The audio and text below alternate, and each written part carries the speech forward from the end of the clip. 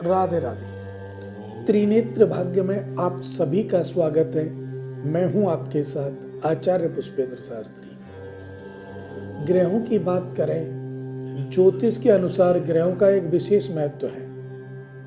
ज्योतिष के अनुसार अगर हम देखें तो ग्रह एक प्रबल ग्रह कहलाते हैं। तो ग्रहों में हर ग्रह के बारे में जानकारी होना अति आवश्यक है।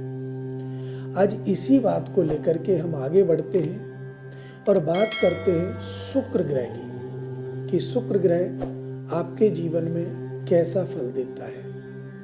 शुक्र ग्रह के द्वारा कौन सी ऐसी उपलब्धियां हैं जो आप प्राप्त कर सकते हैं। शुक्र ग्रह अगर कमजोर है तो क्या परेशानियां दे सकता है। शुक्र ग्रह की ऐसी कौन सी कमियां हैं, अर्थात क्या इसका दान होता है, कैसे इसकी पूजा होती है। इन सभी चर्चाओं को आज आप इस वीडियो के माध्यम से हमसे जानेंगे। अगर किसी भी प्रकार से आपकी समझ में कोई शब्द न आए, आप समझना चाहते हैं, तो आप इन्हीं नंबरों पर जो आपके स्क्रीन पर चल रहे हैं, इन नंबरों पर कॉल करके आप हमसे डायरेक्ट बात कर सकते हैं, जुड़ सकते हैं, जान सकते हैं जो आपका प्रश्न है। किसी के मन में कोई भी प्रश्न किसी भी ग्रह को लेकर हो, आप अवश्य बात करें। तो शुक्र ग्रह की बात जो चल रही है, तो शुक्र को प्रेम का प्रतीक कहा गया है। शुक्र प्रेम विवाह भी कराता है, प्रेम विवाह को छुड़ा भी देता है, प्रेम भी कराता है, प्रेम में धोखा भी दिला देता है।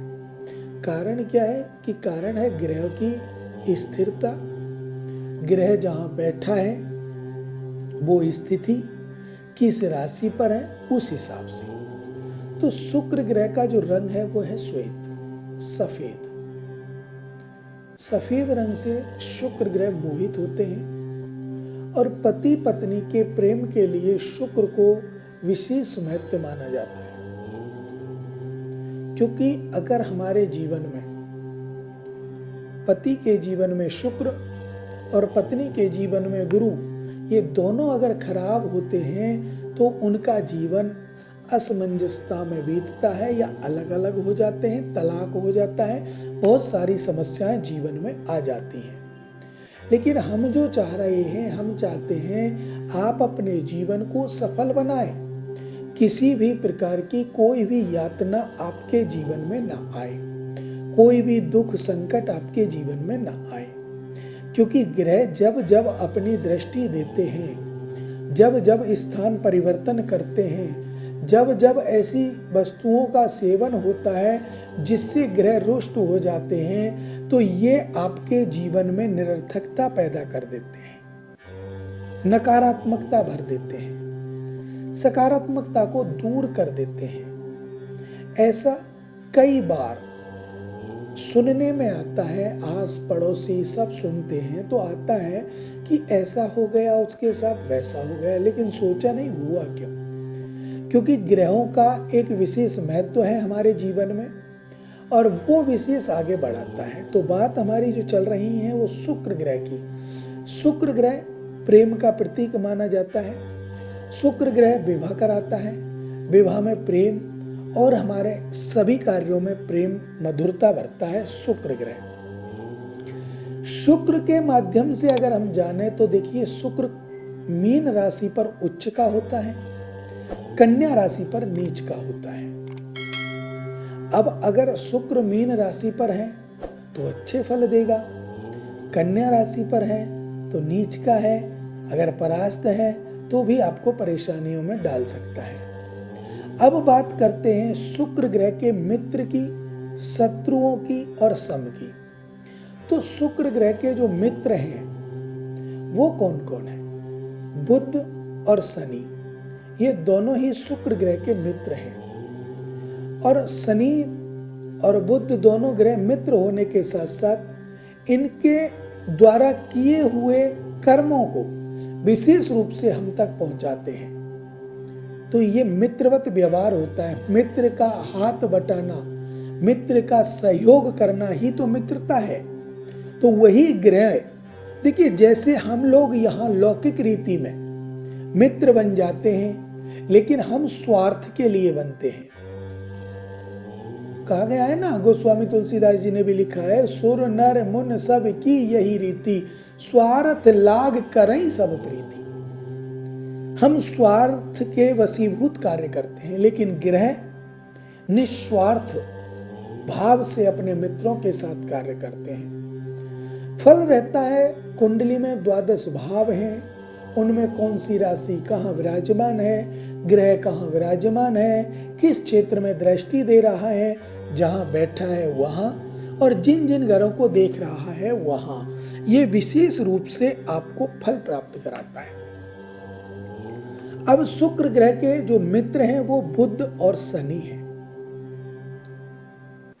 शुक्र ग्रह के बुध और शनि मित्र हैं, और शत्रु जो ग्रह हैं वो चंद्रमा। अब चंद्रमा अगर शत्रु है तो परेशानी देता है, और सूर्य, दोनों शत्रु हैं, सूर्य और चंद्रमा। तो ऐसे जातकों की आंखें कमजोर होना, आंखों में परेशानी होना, स्वास्थ्य में विकार उत्पन्न होना, बीमारियों का समायोजन होना, प्रेम में कटुता आना, पति पत्नी में अनबन रहना, और गृह कलेश बढ़ना, अगर इनकी राशियों पर शुक्र बैठ जाएगा, और वो अगर मारक में है, कारक में है, वो कुंडली का विधान है देखने का, कैसे देखते हैं, तो उस हिसाब से वो आपको बताएगा। अब इससे आगे हम बात करेंगे समग्रह की, तो मंगल और गुरु, ये दोनों इनके समग्रह हैं।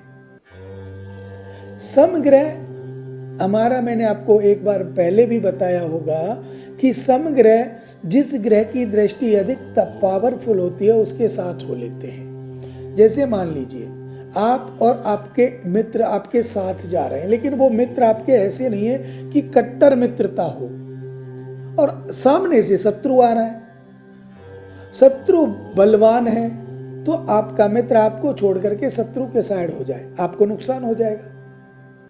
तो ऐसी अवस्था समग्रहों की होती है। और अगर आप मजबूत हैं, मित्र कमजोर, आपका शत्रु कमजोर है, तो वो मित्र आपके साथ रहेगा, या फिर वो न्यूट्रल रहेगा, या तो आप दोनों को बचाएगा, या वो अपने हिसाब से अपना जीवन यापन करेगा। तो यही ग्रहों की युति है। जो हमारा जीवन है वो ग्रहों पर आधारित है। जो कर्म हमारे साथ होते हैं ग्रहों के अनुसार होते हैं। जिन कर्मों को हम करते हैं वो भी ग्रहों के अनुसार करते हैं। अब बात करेंगे शुक्र ग्रह के दान की, क्या दान करते हैं। लेकिन इससे पहले मैं आपको बता दूं कि शुक्र ग्रह अगर किसी राशि पर बैठा है, मान लीजिए मीन राशि पर बैठा है, मीन राशि गुरु की है, गुरु समग्रह है, लेकिन इसके साथ साथ भी शुक्र गुरु की राशि मीन पर बहुत अच्छे फल देगा, क्योंकि उस समय वो उच्च का है। राज्येश देगा, पद प्रतिष्ठा देगा, मान सम्मान देगा, प्रमोशन देगा। अगर नौकरी करते हैं, व्यापार करते हैं तो व्यापार को बढ़ाएगा।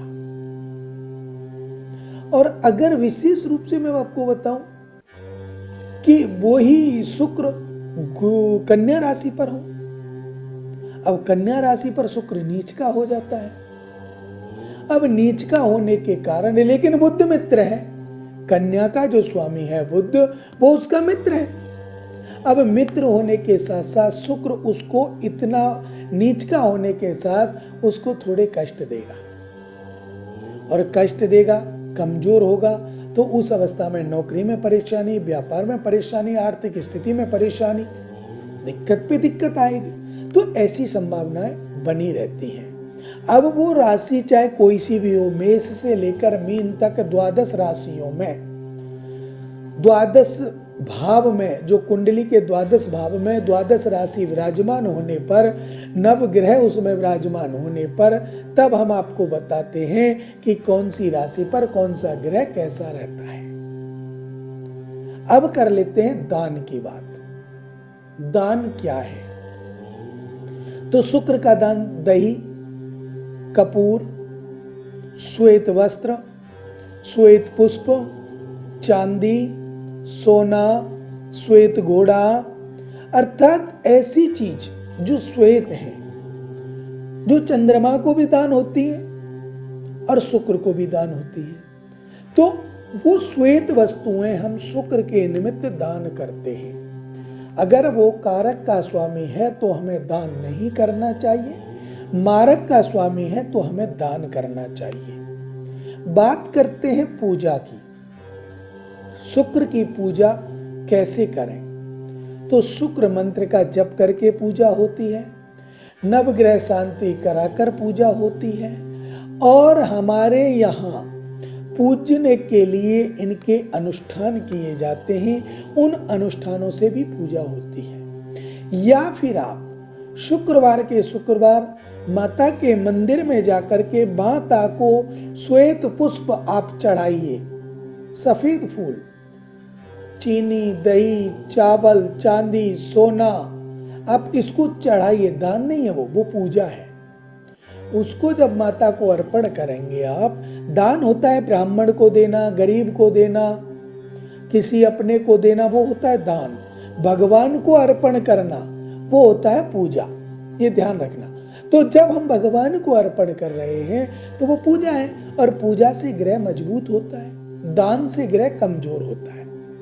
कारक का दान करते हैं, मारक की पूजा करते हैं। बात करते हैं गुरु वक्री की और गुरु मार्गी की। जब गुरु वक्रीय होता है तो समस्याओं का आगमन होता है कुछ राशियों पर, जैसे कन्या राशि पर गुरु वक्रीय होने पर, क्योंकि नीच की राशि क्या है, तो समस्या आएंगी।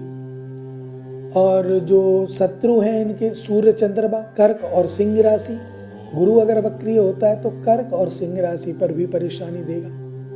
और अगर अच्छा है तो आपका कन्या राशि को फिर भी देखेगा, मिथुन राशि को भी देखेगा, उनको अच्छे फल देगा, लेकिन कन्या से ज्यादा अच्छा मिथुन को फल देगा। और यही बात मिथुन के साथ साथ गुरु की जो राशियां हैं उनको भी वो अच्छे फल देगा। शुक्र की राशि को, अपनी राशि को भी अच्छे फल देगा। शनिचर की राशि को, जैसे मकर और कुंभ राशि शनिदेव की है, उनको भी अच्छे फल देगा। धनु से अच्छे मीन राशि को फल देगा। तो ये जो बातें हैं ये हमें जाननी चाहिए कि ये हमें फल जो दे रहे हैं वो कैसे दे रहे हैं, क्या कारण है और इनका विशेष महत्व क्या है। ये चीज जब तक हमारे जीवन में नहीं आएंगी, जब तक इनका ज्ञान हमें नहीं होगा, तब तक हम इस कार्यों को नहीं कर सकते। क्योंकि हमें मानना है कि ग्रह की युति, ग्रह का रंग, अब आपको मैंने बताया कि श्वेत रंग का शुक्र होता है, प्रेम का प्रतीक है। तो ये सभी बातें ग्रह को मजबूत भी करती हैं, कमजोर भी करती हैं। अब अगर वो कारक का स्वामी है तो मजबूत करना चाहिए, मारक का स्वामी है तो कमजोर करना चाहिए। इसी में आपको विशेष रूप से जीवन में इसका आधार बनाना चाहिए। अब मुझे दीजिए इजाजत। राधे राधे।